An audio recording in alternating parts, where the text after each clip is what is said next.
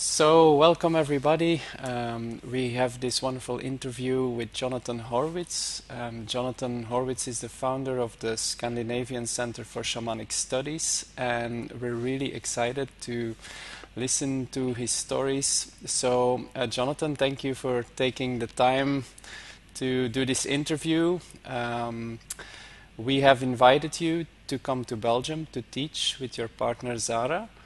So I think it's a wonderful opportunity since you're coming here just to learn more about your work, your life, your teachings. So maybe it's good if we could start with just hearing how you got involved in teaching shamanism, finding the shamanic path yourself, and founding the center in Scandinavia. So, Okay, well, thank you, Roel. And this is fun. This is the first time I've ever done a Skype interview. same for me. So uh, yeah, so we're starting off on a new path together. That's great, and I'm really looking forward as Zara to coming down and being with you all in Belgium uh, in September. Yeah. Yeah. Yes, like I never really know where to start. It was when I was 2 years old or what. But I think we can do a little bit of a fast forward and move up to when it really started for me. I think was it was when I was a soldier in Vietnam, actually. And I had a lot of experiences there, including what's generally referred to as out-of-body experience. And I was also very touched by the Vietnamese people. I was there early on in what the Vietnamese call the American War. And I was there in 65 and 66. And when I got back, and I looked around in America, because originally I am American. Some people think I'm European, but actually I've been living in Europe longer than I've been living in America. Maybe I am European, but anyway. When I got back and looked around in America, I felt that we had lost something, and I wasn't that aware in many ways.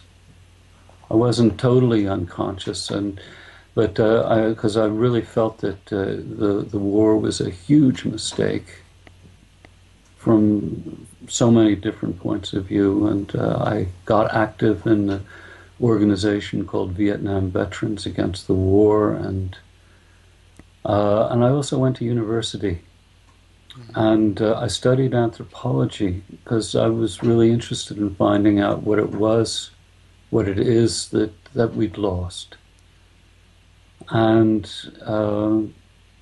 right before getting my master's degree, I was sitting in a library in New York University and reading an article about a shaman of the Washoe people who lived in the Sierra Nevada mountains, still do.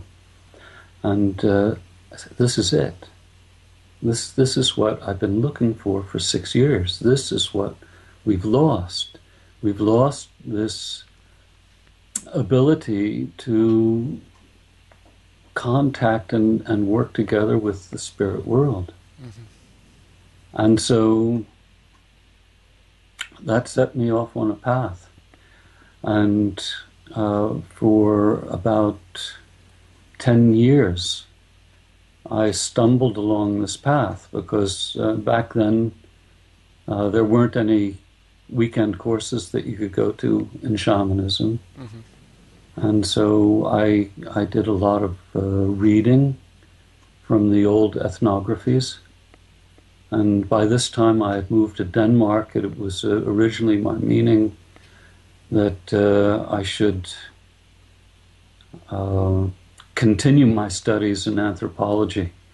But in fact, I had to put that on the shelf because I really felt the call to find out about shamanism. And somehow or another, I instinctively felt that this was not something that was totally out of reach. Mm-hmm. Even though I was a white guy living in, now in Denmark, a basically white society. Yeah. And so that went on, and it was a path with many pitfalls and many twists and many turns, and those are all stories for another time. But eventually what happened was that I was sent a copy of Michael Harner's book, The Way of the Shaman. And I looked at that, and it hit me the same way that Carlos Castaneda's book had hit me 10 years before, The Journey to Ixtlan. I looked at this book, I said, when I read this book, my life is going to be changed. And it was. And I had known Michael in New York when I was a student at Columbia. We had gotten to be friends.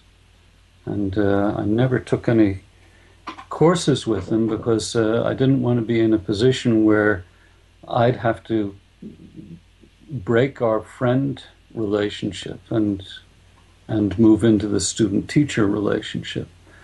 But when I read The Way of the Shaman, I thought, well, I guess I found a teacher here. Mm-hmm.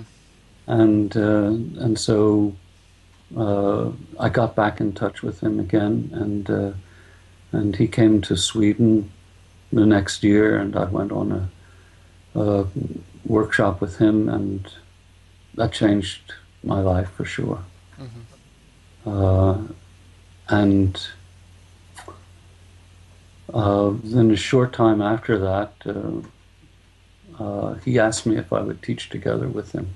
So I assisted him on workshops for about 2 years, and I had gotten a task from my spirits, and I knew that I couldn't teach solo until I had finished this task. And when the task was over, about 3 weeks later, somebody called me up from Stockholm, and the same one who had arranged Michael's courses there, and asked me if I would come and teach a course. And it's wonderful. That was it. Yeah. That was it. And the first year I taught 6 courses, next year I taught 12, the next year I taught 18, the next year I taught 24. Mm-hmm. And in that time, my partner at the time and I started Annette Hust, who's a world leading teacher on the ancient Scandinavian shamanism side. Mm-hmm. And she's a great teacher. And we started together the Scandinavian Center for Shamanic Studies. Mm-hmm. So that's how that happened. Yeah, wonderful. Yes, it was great, but it wasn't easy. Those 10 years were not easy, and it was a real period of initiation.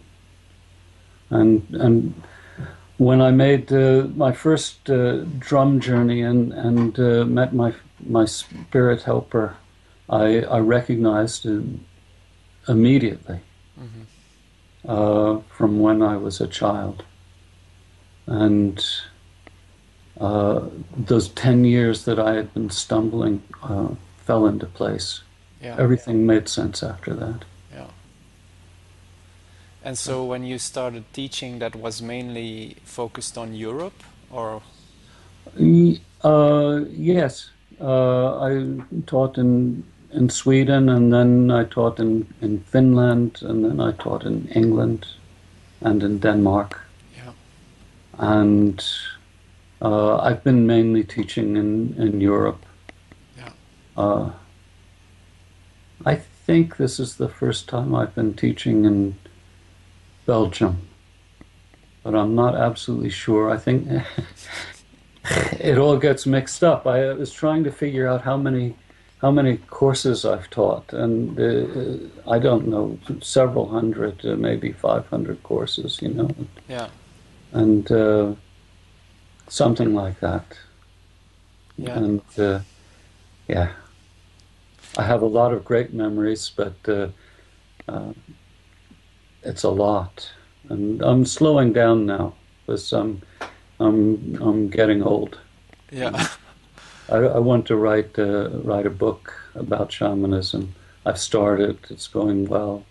Wonderful. But, yeah.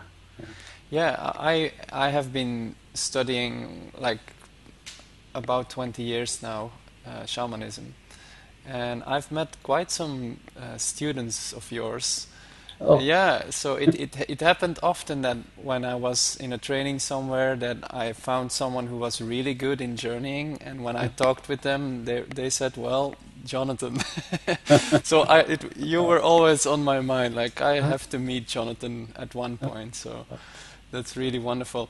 So talking about drum journeying, so what is your approach to shamanism? Because there's so many approaches out there. Could you share more? What is your approach? yeah. My approach is basically pretty simple, really. Uh, because like as I mentioned earlier, and it's obvious, I'm a white person and born into a middle class American family, and my father was a doctor, and my mom was a doctor's wife, and I have a brother and a sister. Very, very normal kind of a thing.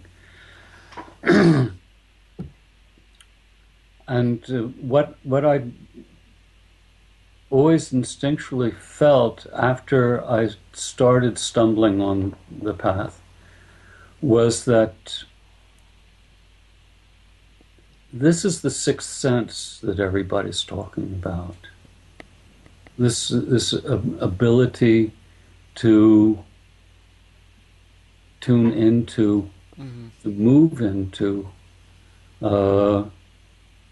this parallel universe I call the spirit world.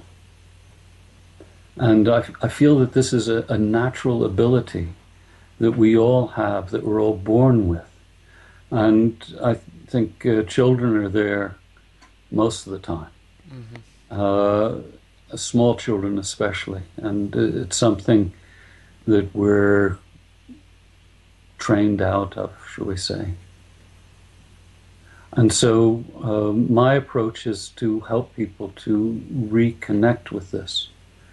And I must say that, of course, I'm very inspired by traditional cultures around the world where shamanism is a natural element. But because I'm a white man, I don't use their rituals or their recipes, but try to come to the heart of what they're doing. And so while I'm inspired, I'm not trying to imitate them. And when, of course, you could say by using a drum or a rattle or chanting or dancing to make a shift in consciousness, one could argue that this is imitation, but I don't feel so. I think this is just a natural part of being a human being. Sure. And I guess that my first experience of shamanic ecstasy happened when I was about 11 years old and went to a ragtime jazz concert You know? And like, you know, the music just took me, right? And and afterwards I was going, wow, that was so great. What happened? You know, it was like, you know, I didn't feel like myself, I thought.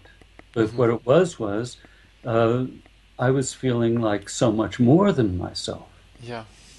And this is what the shaman does. This is my making this shift, which happened to me when I was listening to the ragtime jazz. But I didn't know what to do with it, and the shaman does. Yeah. So my approach is to try to help people to open up to what is naturally them, and to make this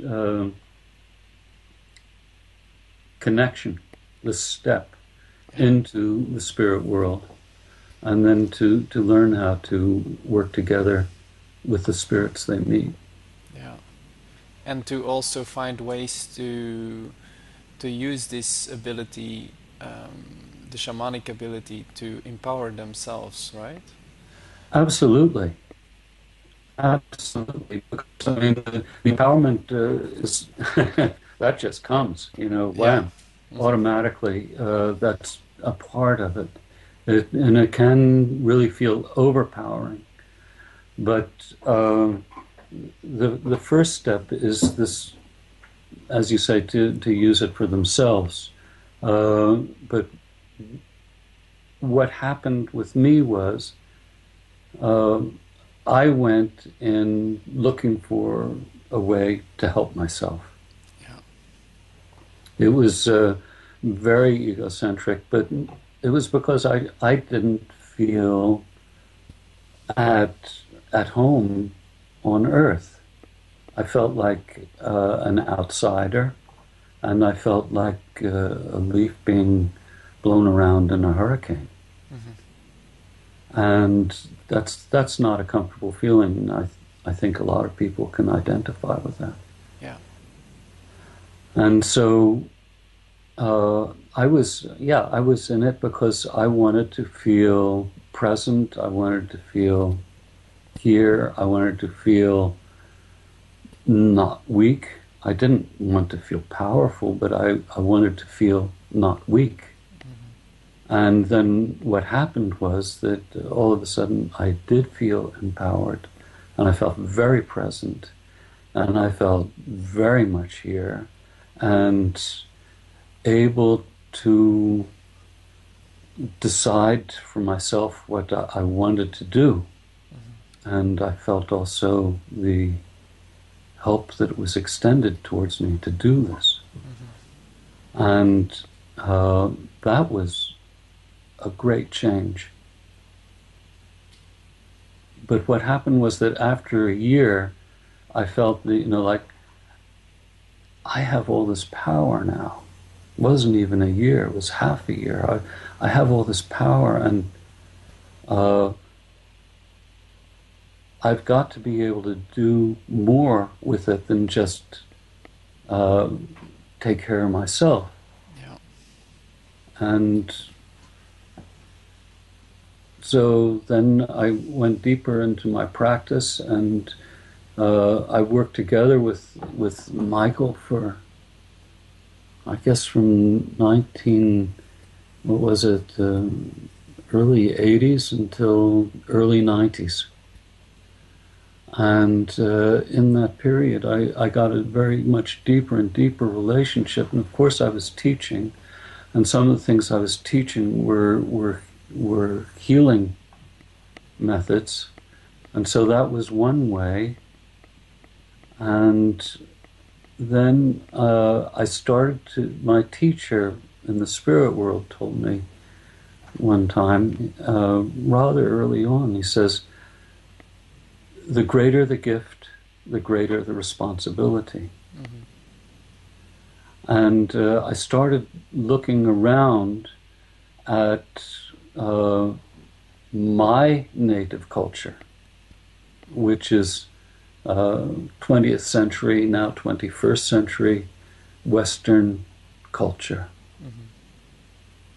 And here we are, somebody living in Europe in a middle-class kind of way, using 4 or 7 times the amount of the natural resources of people living in Africa or Asia, India. And I'm thinking, well, that's a huge gift. And how is it being used? It's not being used for the greater good. You know, it's being used for the good of a very small amount of people. And in America now, you know, the Occupy movement, we talk about the 1%, right? Well, actually, it's more than just the 1%. It's the 8 or 10%, right? And so this naturally led me to a feeling of the shaman's responsibility to the community. And the community, of course, is much more than the village nowadays. Yeah. It's the global village, right? We have a responsibility to engage ourselves with what's going on in the world. And how do you see the shamanic practice playing a role in that? Well, there are a lot of ways of doing that, and one is, of course, the shaman works by asking for help. This is like the bottom line, right? The shaman is not doing these things by herself or himself. The shaman is doing these things together with his spirits, and I would go so far as to say under the direction of the spirits, right? And so we've just for 2 years now been working with a group here that we called the Earth Circle, and the whole thrust of that work we were doing was all about finding out exactly the answers to the question that you just asked. And one of the things we found out was that each of us was getting different answers. Okay. Right? Even though the questions were the same that we were working with, the answers we were getting were different depending on who we are and our relationship with our spirits. Right? And this was really wonderful. So I'm looking forward very much to reconnecting with this group in 2 years and finding out, because we just had our last meeting last week. Oh, wonderful! Yeah, and we finished up on Sunday. And it was wonderful. So I'm really looking forward to seeing in 2 years what each one of us has found out. But it's about taking these questions to the spirits and asking for their advice, and then asking for the help to follow their advice. Yeah. And we live in this modern Western world, right? Yeah. And so you talked about community, and what I see is, as you shared, many people feel alienated from this society, especially, you know, certainly people that are interested in shamanism often have that, you know, as part of their life's experience, that they sort of feel that there should be something else, or it should, you know, they're looking for a purpose, or just a way to not be that leaf in the hurricane.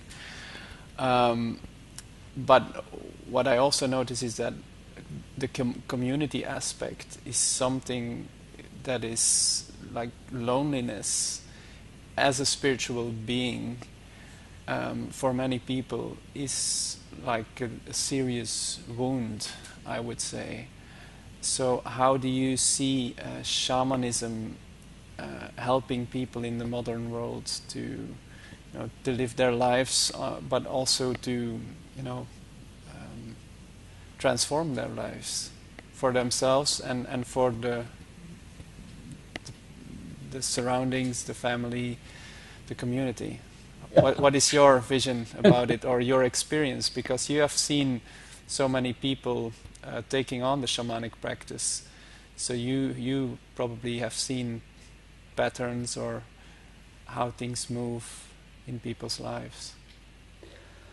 Yeah, well, sorry. Yeah, this is a huge question and a huge issue.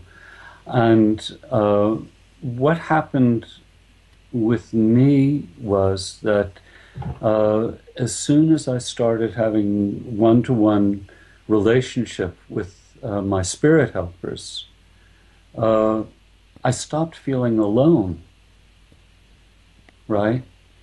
And as I said, I also started to realize, well, I'm really sorry, I got this frog in my throat. Very shamanic. Yeah, sure. Come on, froggy, get out of there.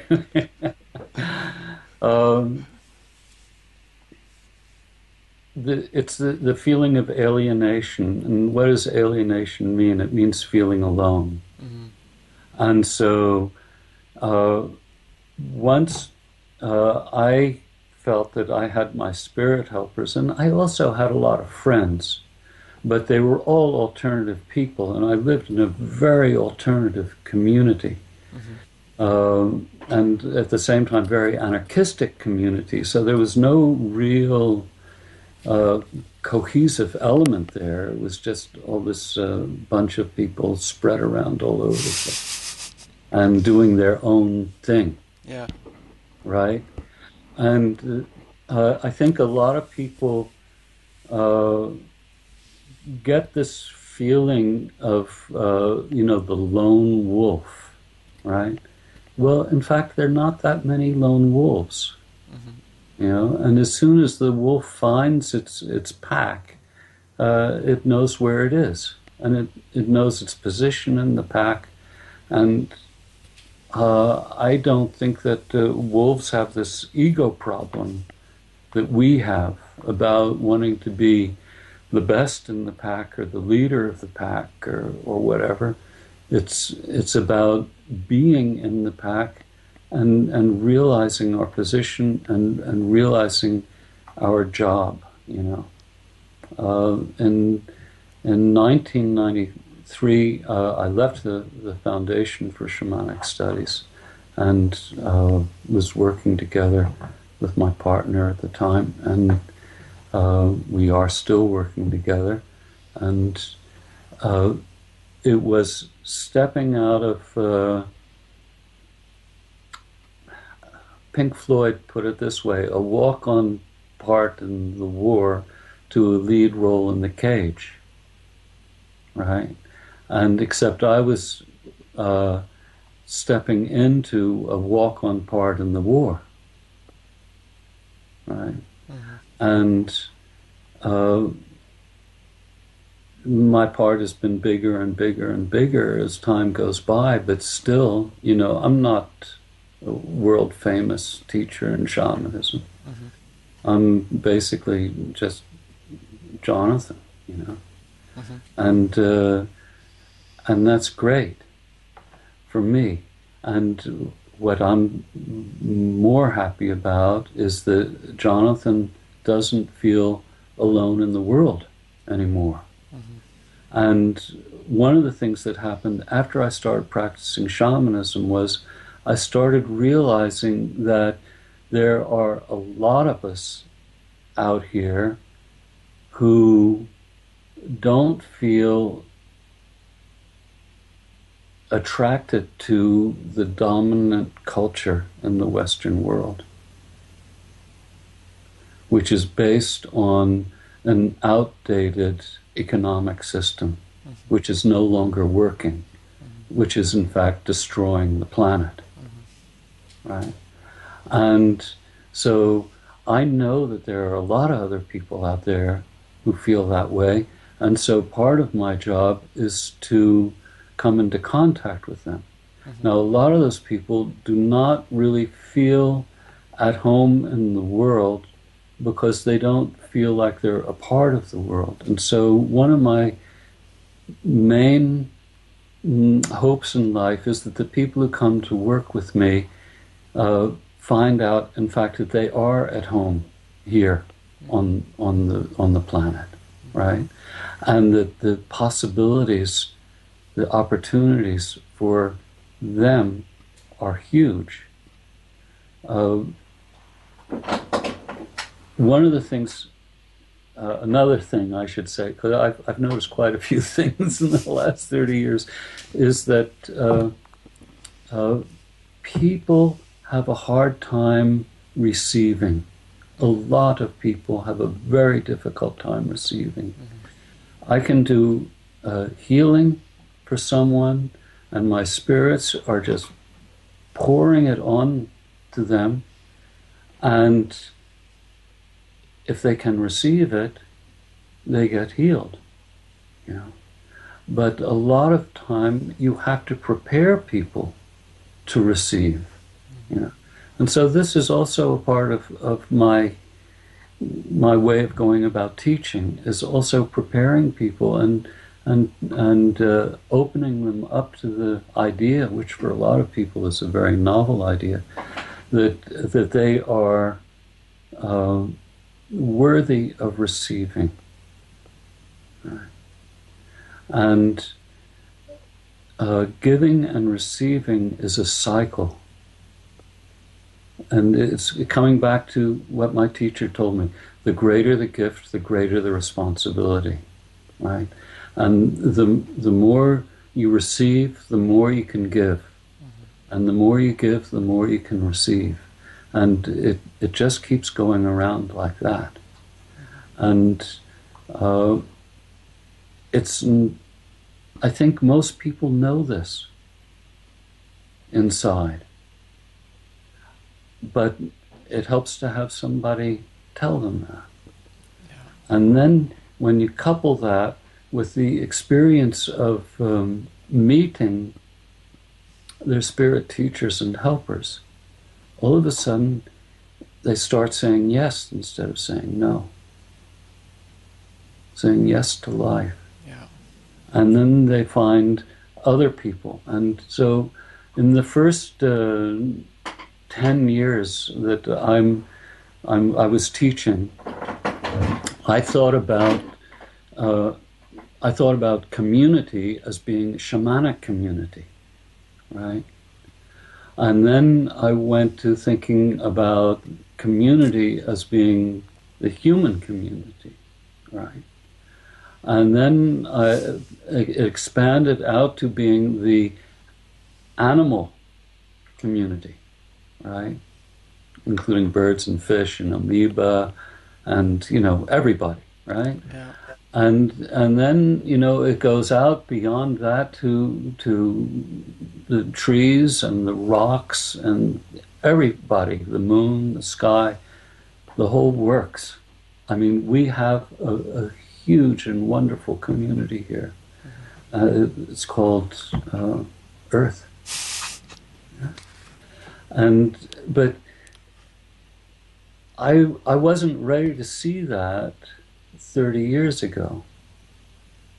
It's taken time. It's taken time. And you can't go any faster than you can go. Mm-hmm. The thing about cars is people think, oh, this car goes 160, Great. But can you go 160? No. It's one step at a time. Yeah, as you are talking about receiving and how many people have difficulty about receiving, I can see for myself, especially when you're doing healing work or in a group and you're doing exercises with other people, you sort of get confronted with the fact that you have a hard time receiving. And I can see that in my life there are definitely like stages in the ability to receive, and that ability to receive is also linked to empowerment. That as we expand our ability to receive, we are more present, grounded, and so forth. How can we practice that in a daily life? Like, some people that are watching this video might not be going to a course in shamanism, for example. So how could people in daily life expand that ability to receive and also feel more empowered, more present, and more connected to this beautiful planet Earth? Yeah, there are so many things that we can do. For me, I feel that the first step is to go slow. I remember one time is one of these moments where your life just changes. And it was after I'd come home from the war. I was living in New York City. I was about to get on the subway, and I walked up to the newsstand at the entrance to the subway station, right? Mm-hmm. The underground, as called, yeah.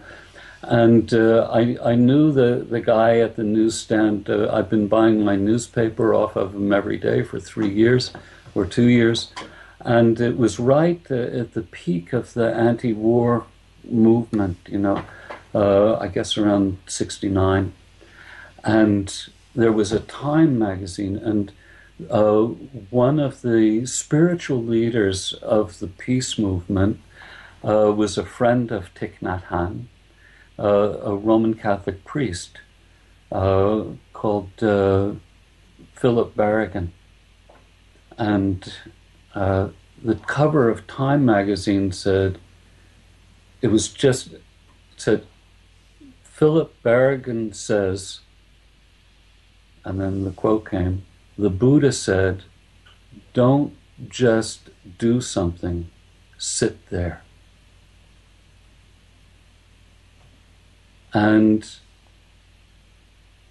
it just stopped me in my tracks. Mm-hmm. I didn't buy the Time magazine, because that was burned into my consciousness, and the whole emphasis of Western culture today is faster, more. Mm-hmm. And so for people who have a hard time, you can't receive anything if you're going faster and consuming more. You become less and less aware. I can't think of anybody who can be more aware by going faster and consuming more. Mm-hmm. So, in order to learn how to receive, go slow. Go slow.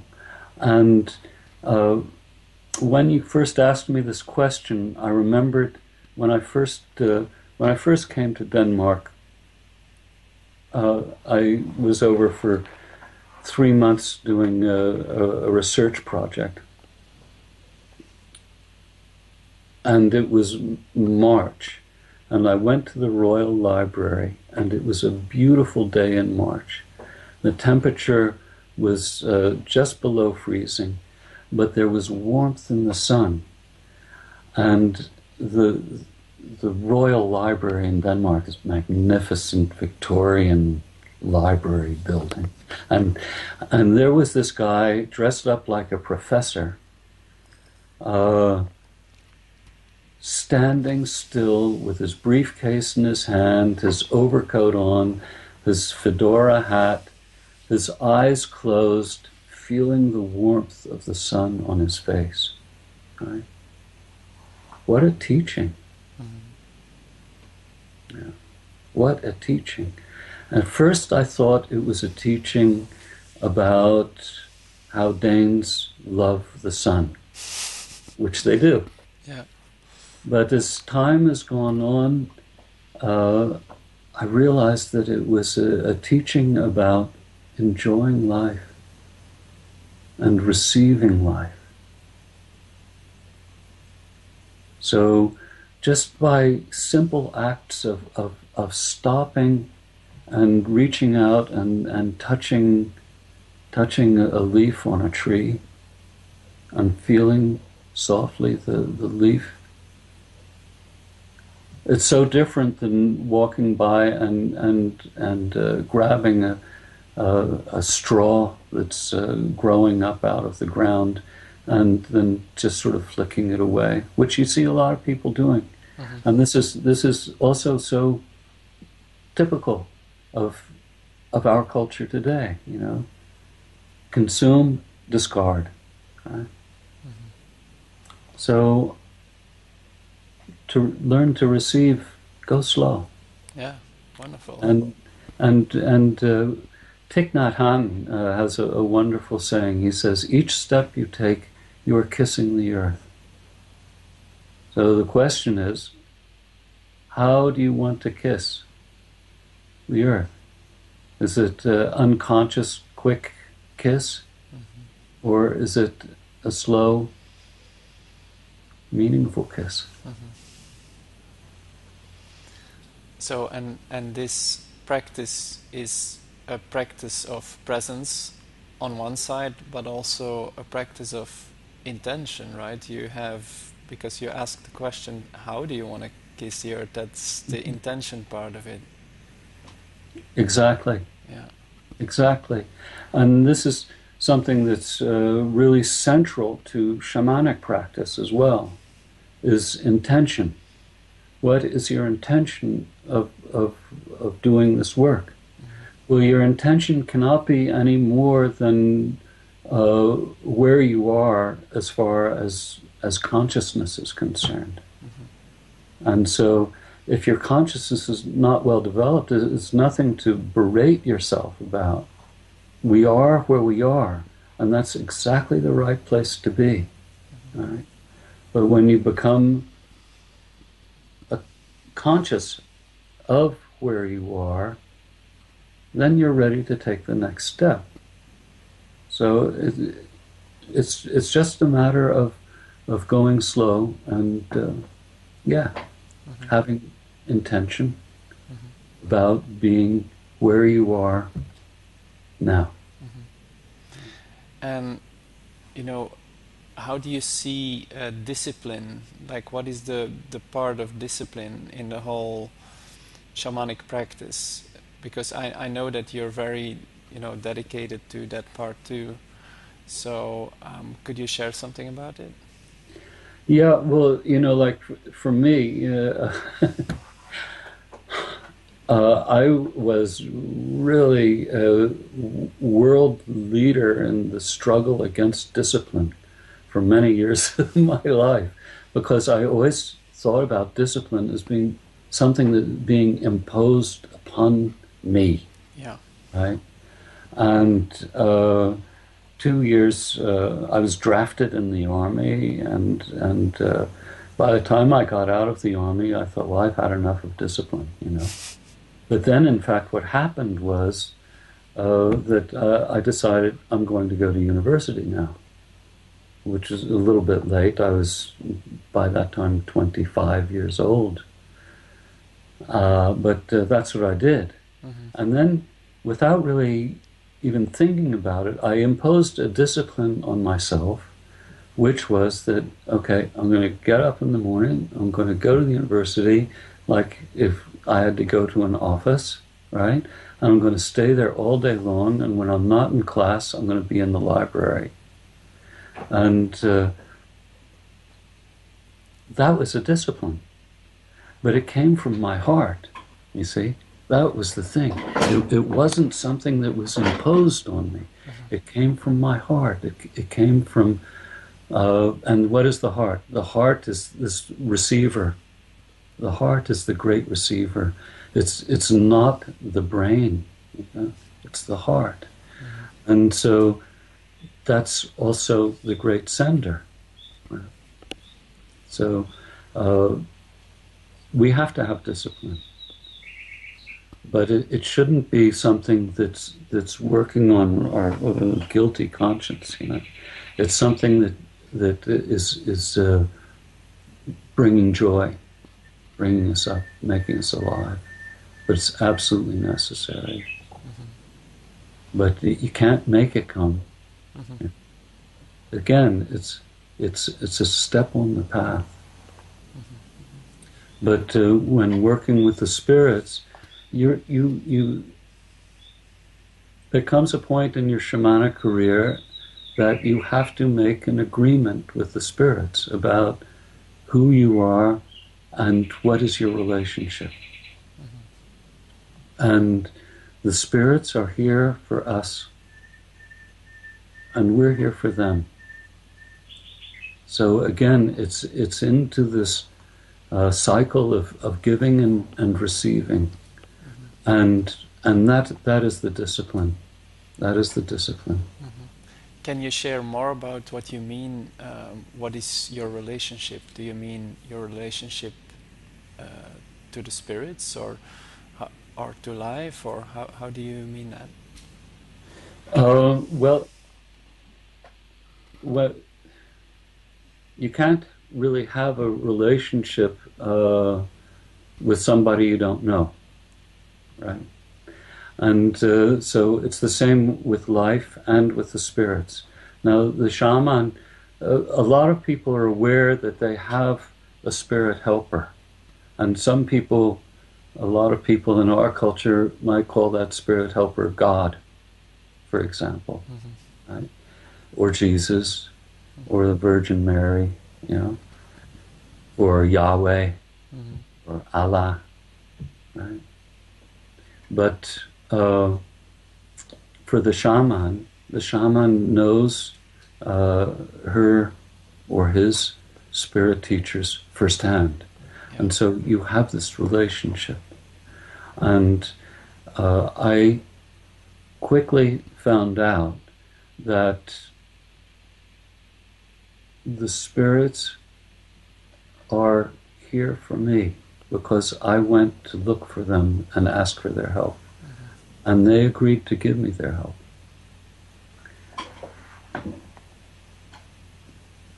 But it's not a one-way street. They have need for us too, because a lot of the people are totally unaware of them. Yesterday I read in The Guardian that the oldest forest in Europe, in Poland, the home of the European bison, and the oldest trees in Europe are being cut down for commercial purposes. Right? The spirits want us to do something about that. Right? They need us as well. When we take their home away, well, look what's happening to the world. Look at this huge fire that they've been battling against in the tar sands area of Alberta, Canada, right?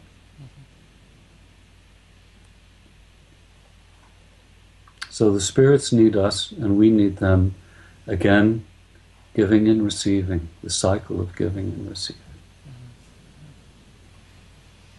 And I recently, like a few weeks ago, I read an article which was an interview with you and Zara on the power and the practice of blessing. And this is something that is like a big part of what we are doing here in Belgium.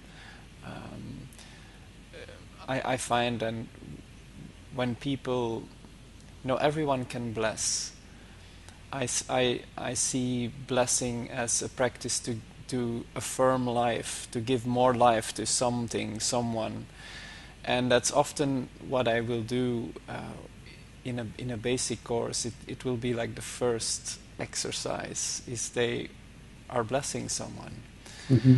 And I find it's one of the most empowering and liberating exercises, because people suddenly see that they have this ability in their hands. They have it all day, every day, for anyone, and they can start using it more consciously. So could you share more about the practice of blessing in the shamanic practice or in healing? Well, I mean, healing is a blessing, in fact, isn't it? And listening to you say this,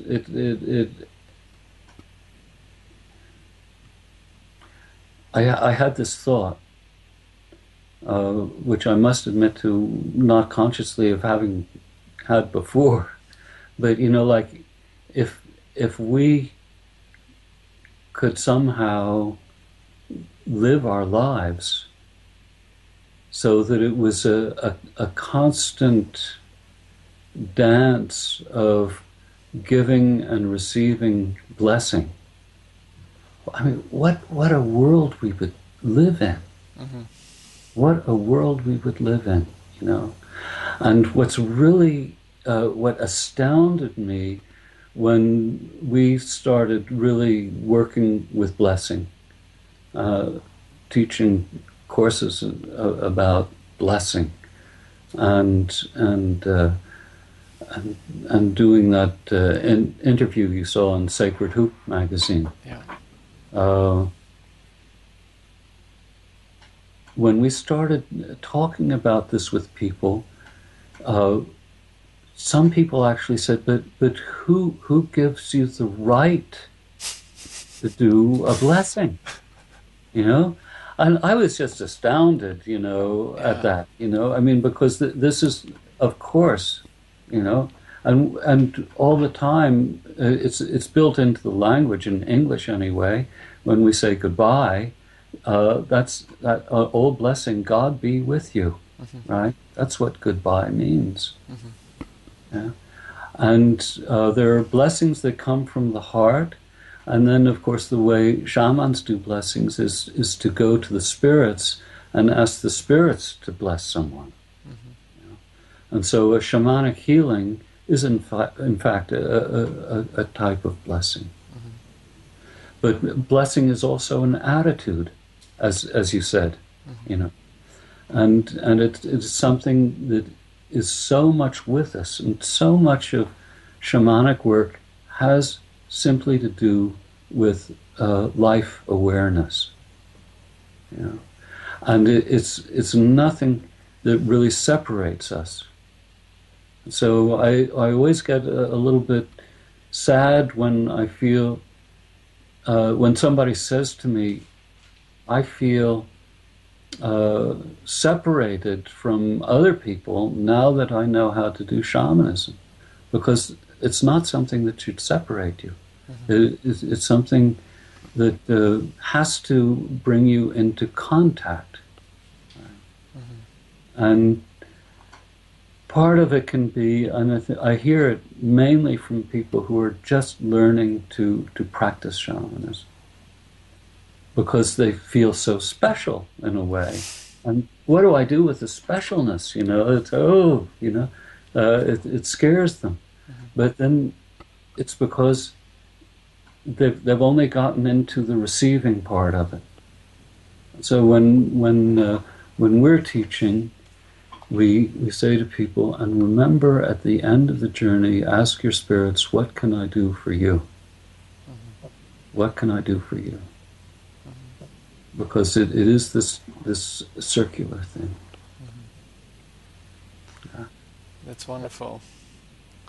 Yeah, and I think so. If you practice blessing as a way of life, it ties into what you've been saying about slowing down.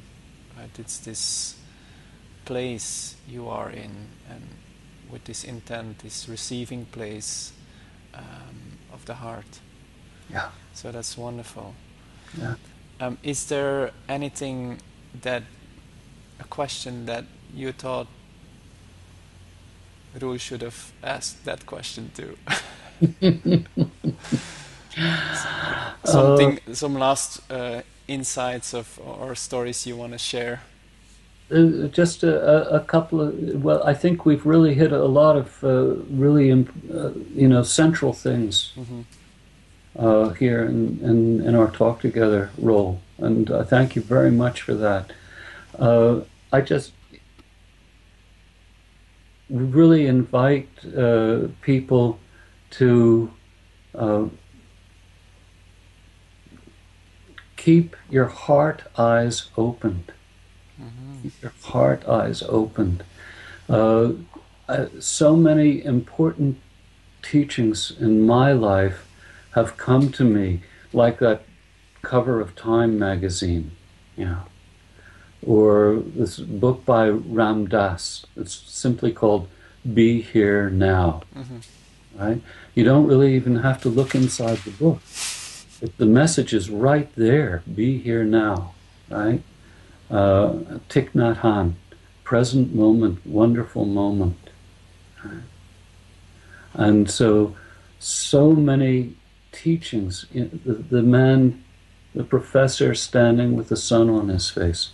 So many teachings have come to me just in a split second, because I think my spirits were like tapping me on the shoulder and said, "Look at this, Jonathan, look at that." And so keep your heart eyes open. Yeah.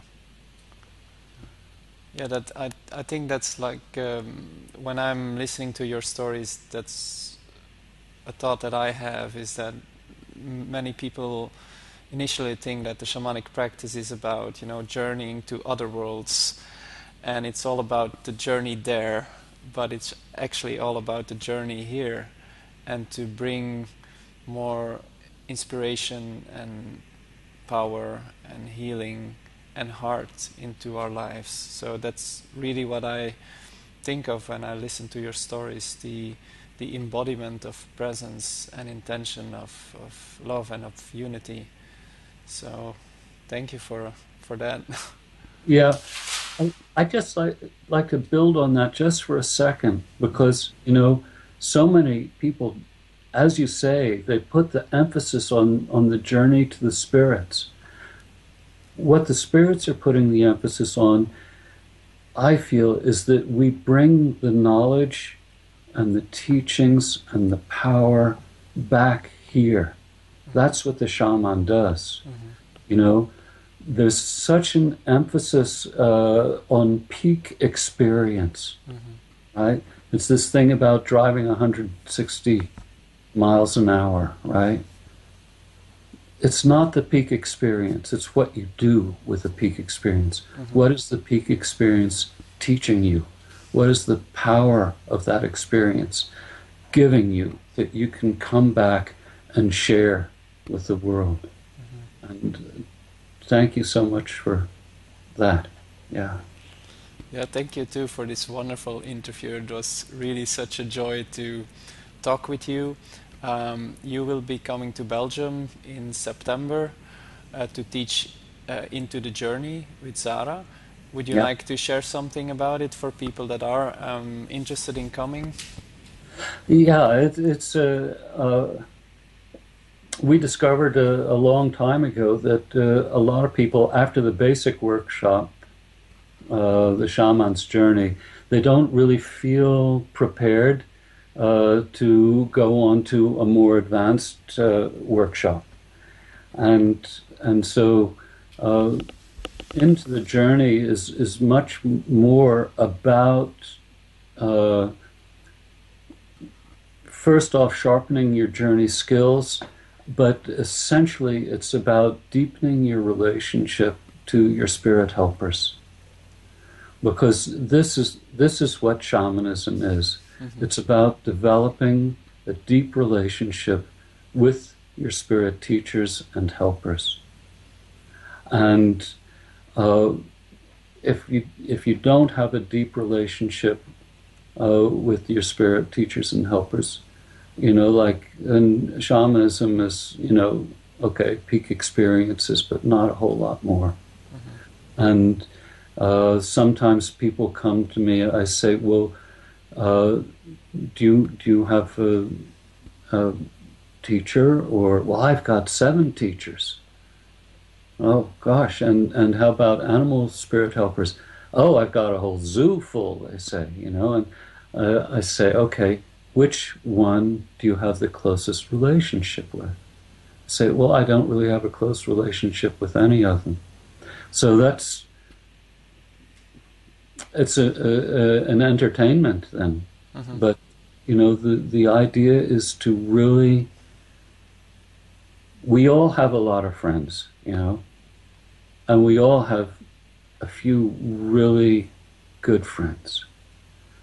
But most of us only have like 1 or 2 or 3 people where no masks are necessary. None. And that's the way it has to be with your spirit teachers and helpers as well. They can see through our masks anyway. And some people are afraid to have that happen because then they have to receive the responsibility as well as the gift. So this is what we'll be working on. I guess I've scared some people off now, but anyway. I don't think so. Okay. That's okay. No, I think, you know, one of the things that I look at is that, you know, people often talk about consciousness and raising consciousness, and to me, you know, the growth of consciousness is measured by how you live. Yeah. Period. That's how I look at it. Like, if I don't see myself becoming more loving throughout the years, or more considerate towards the planet or animals or whatever, then I'm sort of missing the point. That's how I perceive it.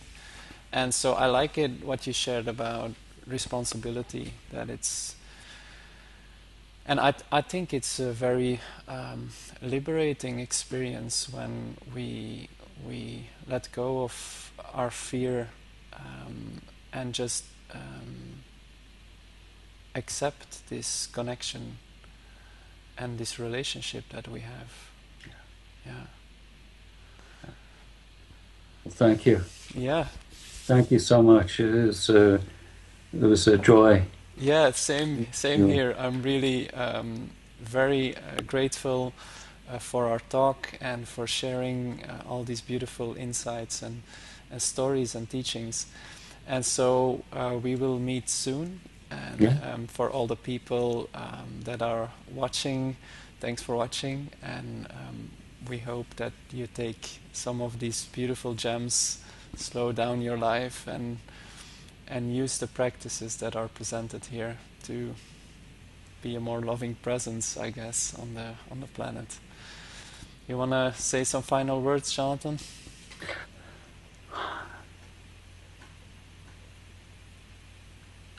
This is